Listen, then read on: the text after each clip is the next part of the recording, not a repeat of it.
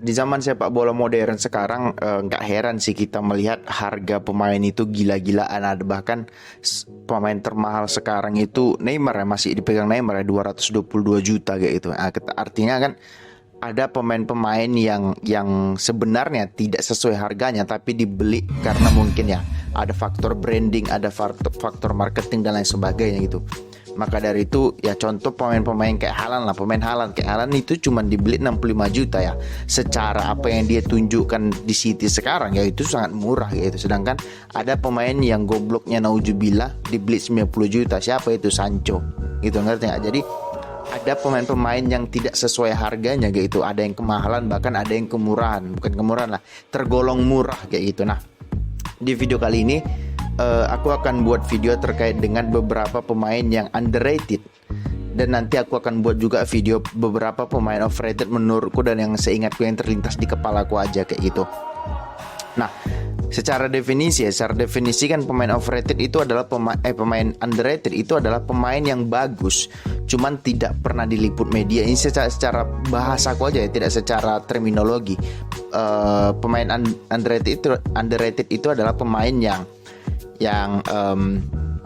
hebat sebenarnya secara skill, secara main bola, cuman tidak pernah begitu dihargain oleh fans, begitu dihargain oleh klub kayak gitu. Bukan tidak dihargai dalam artian bukan tidak dianggap gitu ya, maksudnya tidak diangkat-angkat namanya oleh media, oleh klub, karena memang ya mungkin pribadinya yang pendiam, pribadinya yang introvert, ataupun memang namanya yang tidak menjual di media maupun di klub untuk dijual menghasilkan pundi-pundi gitu. Nah, maka dari itu aku akan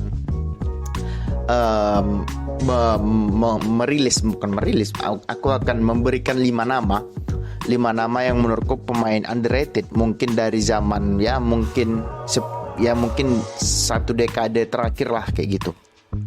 Nah, dari semua nama yang kusebutkan ini gitu, kebanyakan itu posisinya adalah posisi DMF gitu, artinya gelandang bertahan gitu. Nah, gini, nama pertama yang sangat underrated menurutku itu adalah Sergio Busquets gitu loh. Sergio Busquets di zaman prime-nya itu luar biasa kalau aku bilang. Gini, di sebelum zaman sepak bola modern, peran DM itu cuma satu, menghalau serangan kayak gitu.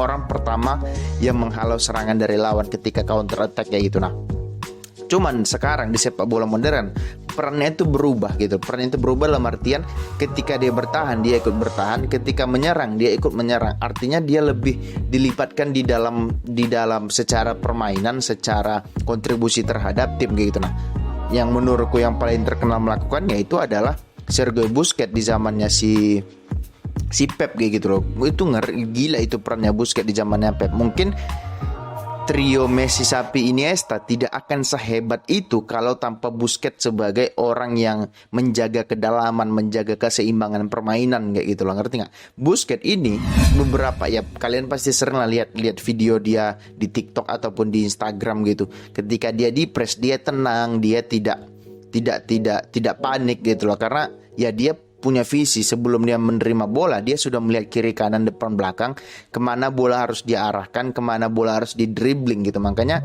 kalau aku bilang perannya si Busquets di masa kejayaannya si Pep bersama Barcelona itu luar biasa. Bahkan menurutku lebih luar biasa lagi dari apa yang dilakukan oleh Messi, Xavi, Iniesta secara ini ya, bukan secara gol ataupun secara menariknya secara indah permainan gitu, cuman secara dia menjaga keseimbangan kayak gitu loh. Bagaimana Messi, Xavi, Iniesta bisa nyaman dalam menyerang, melakukan kombinasi, karena ya kasarnya di kepala mereka ketika mereka melakukan kesalahan ada pemain bernama Sergio Busquets yang bisa menjadi orang pertama yang menghalau serangan lawan dan juga menjadi orang pertama yang mendistribusikan bola ke mereka bertiga gitu. Karena pusat permainan Barcelona itu kan berada di tengah kayak gitu, artinya ya 3 pemain, Messi, Xavi, Iniesta dan juga Busquets, 4 lah.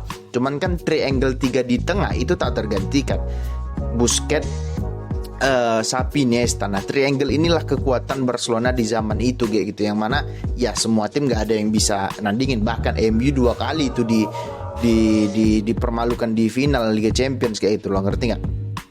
Jadi ya menurutku Busquets adalah salah satu pemain yang underrated, yang namanya tidak setenar Xavi, Iniesta, Messi kayak gitu.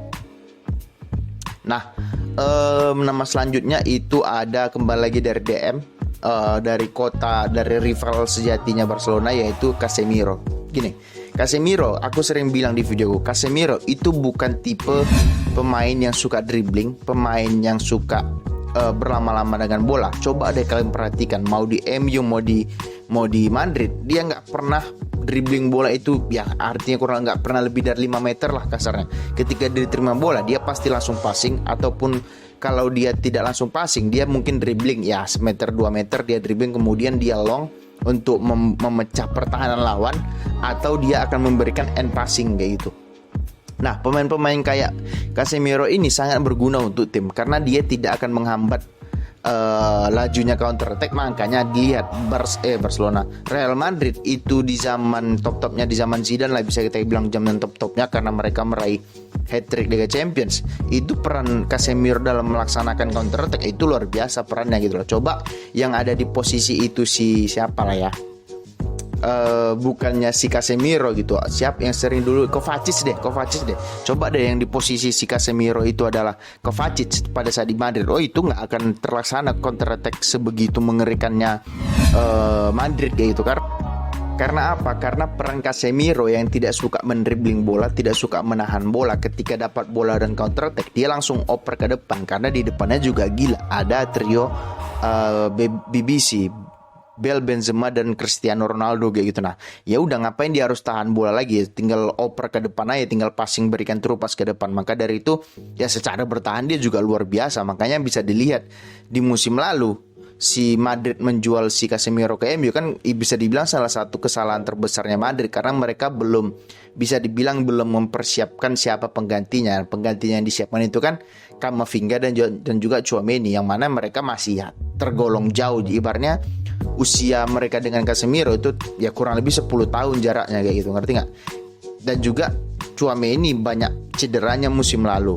Camavinga tidak bermain di posisi DM, yang dia bermain banyak di posisi sebagai back kiri ataupun full back kiri gitu, yang banyak di posisi dia menggantikan Casemiro kan si ini Modric dan juga Kroos bergantian. Modric dan juga Kroos kan bukan tipe pemain yang bisa yang kuat dengan apa ya, yang kuat di tengah untuk berduel dengan lawan gitu loh, one on one gitu. Mereka kan tipe distributor bola kayak gitu, sedangkan Casemiro distributor bisa, sebagai penghalau bisa. Makanya peran Casemiro itu sangat luar biasa di treble-nya Madrid kayak gitu. Walaupun memang dia cukup sering cedera juga, cuman ketika dia bermain luar biasa nih Casemiro gitu loh, ngerti nggak? Jadi ya itu yang menurutku salah satu pemain yang underrated kayak gitu. Nah, yang ketiga itu DM juga, siapa yang sekarang itu adalah Rodri kayak gitu. Rodri, aku suka ini pemain kayak gitu loh. Selain DM yang aku suka sekarang itu ya yang ini ya, yang lagi top performa itu ada dua, Frenkie de Jong dan juga si Rodri gitu. Karena apa? Peran Rodri itu luar biasa di City, sama seperti peran Busquets ketika di Pep itu. Karena begini, City musim lalu sebelum menggunakan 3-2-4-1, aku mungkin akan agak ekstrim sih bilang, bermainnya itu gerasa gerusuk kayak gitu sebelum memakai 3-2-4-1 kayak gitu. Karena apa? Peran Rodri dia terlalu kerja dia itu terlalu keras. Dia harus cover lapangan tengah, lapangan kiri, lapangan kanan gitu. Sedangkan tandemnya itu di depan tidak ada, karena Pep menggunakan 4-1-2-3, yang mana ketika di counter attack hanya akan ada 2-3 pemain di belakang. Nah, ketika di counter attack selesai itu barang. Makanya di musim lalu sebelum pertengahan musim mereka kan banyak kebobolan dan banyak kalah ataupun seri. Karena apa? Karena Rodri yang bermain jelek kayak gitu, dan karena dia tidak punya tandem kayak gitu. Nah, ketika di counter attack selesai itu barang kayak gitu. Nah, sekarang dengan 3-2-4-1 yang mana si Stones itu sebagai apa ya? Sebagai box to box tambahan, artinya dia punya teman di belakang yaitu si Stones, menjadi 3-2-4-1. Si Stones ini sering maju ke depan, artinya Rodri itu tidak perlu susah payah lagi untuk mengcover lini tengah, karena sudah ada Stones yang bisa lari ke sana kemari untuk sebagai box to box kayak gitu. Nah, kalau sebelum itu kan Rodri yang ketika menyerang dia bantu, ketika menyerang juga dia harus menjadi orang pertama yang menghalau serangan, itu kan terlalu berat. Nah, sekarang yang menjadi orang pertama menghalau perserangan. Kalau Stones-nya itu nggak cedera ya, kan Stones orang yang menghalau pertama serangan. Nah, ketika orang pertama yang mendistribusikan bola dari kiper setelah back, nah itu Rodri. Artinya peran dia itu lebih kepada yang pertama mengcover Stones ketika Stones kehilangan bola, yang kedua sebagai orang pertama yang mendistribusikan bola. Artinya kan kerja dia tidak terlalu berat seperti sebelum 3-2-4-1. Makanya ya setelah pakai 3-2-4-1 City luar biasa mainnya karena Rodri bermainnya juga luar biasa. Maka dari itu ya aku bilang aku nggak heran kalau Rodri yang layak menerima Ballon d'Or menurutku. Cuman kan ya Ballon d'Or seperti video yang sudah aku buat sebelumnya, Ballon d'Or itu kan bukan hanya sekedar sepak bola, ada branding di situ, ada marketing di situ, ada komersial di situ. Jadi ya pemain-pemain kayak dia nggak akan pernah meraih Ballon d'Or kayak gitu. Ya maka dari itu aku salah satu orang yang cukup ngefans lah dengan Rodri walaupun dia rival sekota kayak gitu. Tapi ya kalau aku mau fair, ya Rodri luar biasa bermainnya tahun lalu setelah pertengahan musim ya. Sebelum pertengahan musim kan itu City bisa dibilang terseok-seok, setelah itu luar biasa, nggak unbeatable kayak gitu, nggak terkalahkan, unbeaten kayak gitu. Nah itu menurutku Rodri kayak gitu. Nah nama itu nama ketiga. Nah nama keempat yang paling yang ini apa namanya yang underrated itu adalah Karim Benzema kayak gitu. Gini, peran Benzema pada saat di Madrid itu luar biasa. Mungkin ya menurutku di luar memang tandemnya itu Ronaldo itu luar biasa, lebih luar biasa lagi. Tapi perannya Benzema itu luar biasa. Dia tidak memikirkan dirinya sendiri. Dia terkadang suka membuka ruang untuk Ronaldo untuk mencetak gol. Bahkan sampai hari terakhir dia di Madrid itu luar biasa bagaimana dia bisa membuka ruang, bagaimana dia bisa menghidupkan seorang Vinicius, Valverde, menghidupkan Rodrigo gitu. Itu kan luar biasa. Tidak banyak pemain yang bisa melakukan hal itu kayak gitu ya. Mungkin pemain yang bisa lakukan kayak gitu kayak ya Lewandowski juga menurutku bukan tipe yang pemain se-mobile dia, se-humble dia yang bisa yang mau menyingkirkan egonya agar teman-teman lainnya itu bisa berkembang. Itu bukan tipe pemain kayak gitu menurutku si Lewandowski. Cuman kalau Benzema itu luar biasa bagaimana dia membuka ruang untuk Ronaldo. Nah ketika misalkan begini, ketika Benzema yang dipasang di depan kemudian si Ronaldo yang di sayap, atau mereka dua-dua di depan 4-4-2, karena Madrid juga dulu kan sering pakai 4-4-2 diamond ya, dengan Isco yang menopang atau Modric yang menopang mereka di depan. Nah, ketika Modric meminta bola ke belakang, tentunya back itu akan ikut si Benzema. Nah, disitulah kepintaran Ronaldo untuk memanfaatkan ruang yang ditinggalkan oleh Benzema. Maka dari itu, ya nggak heran Ronaldo cetak 490 gol ya untuk Madrid karena peran Benzema yang luar biasa. Nah, sekarang setelah Ronaldonya udah pergi ke Juventus, baru terlihat bahwasanya peran Benzema itu luar biasa di Madrid kayak gitu. Dan peran bahkan dia kemarin Ballon d'Or dan sangat layak kayak gitu. Mungkin tanpa Benzema Real Madrid tidak akan meraih Liga Champions mungkin di dua musim yang lalu gitu. Karena perannya itu luar biasa. Dia bisa seperti aku bilang, dia bisa menghidupkan pemain yang ada di sekitar dia kayak gitu. Nah, pemain terakhir yaitu yang hampir sama juga sepertinya sebenarnya dengan cara bermain Benzema, itu adalah Roberto Firmino. Aku, walaupun dia pemain Liverpool, salah satu orang yang menyukai cara bermain Firmino di bawah Jurgen Klopp. Itu luar biasa menurutku.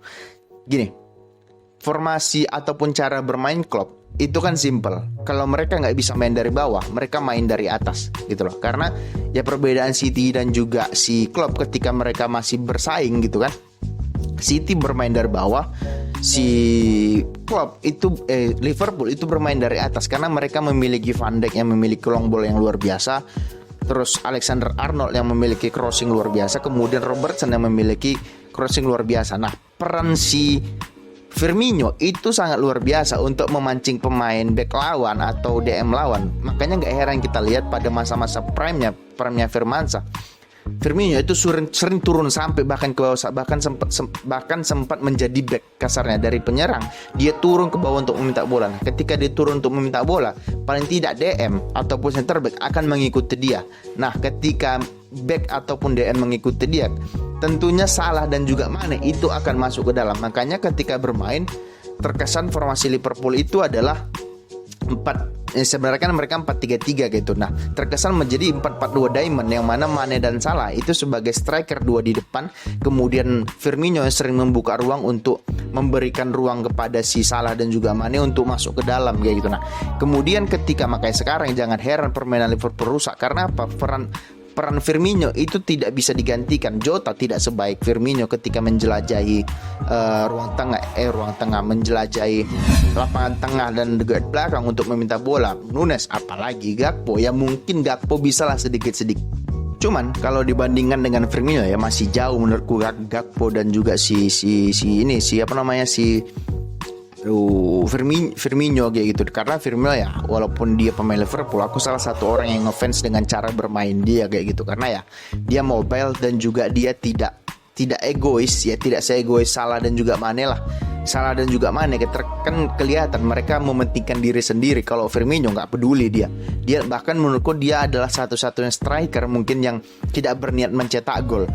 Ya kalau dia bisa oper ke Salah atau Mane, dia akan passing. Dia nggak akan mau cetak gol selagi Salah dan Mane itu berada di posisi kosong gitu ya. Coba bandingkan dengan striker lain kayak ya mungkin Lewandowski, ya kayak Ronaldo, kayak bahkan Messi mungkin.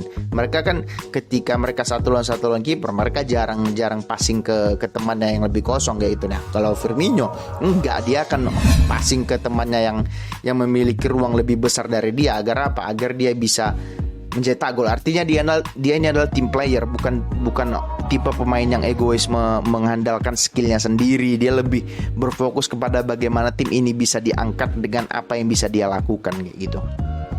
Nah, itu dulu konten kita kali ini. Bagi kalian yang suka silahkan di subscribe, di komen, yang di like. Bagi kalian yang gak suka gak apa-apa, di skip aja. Oke, terima kasih. Ciao.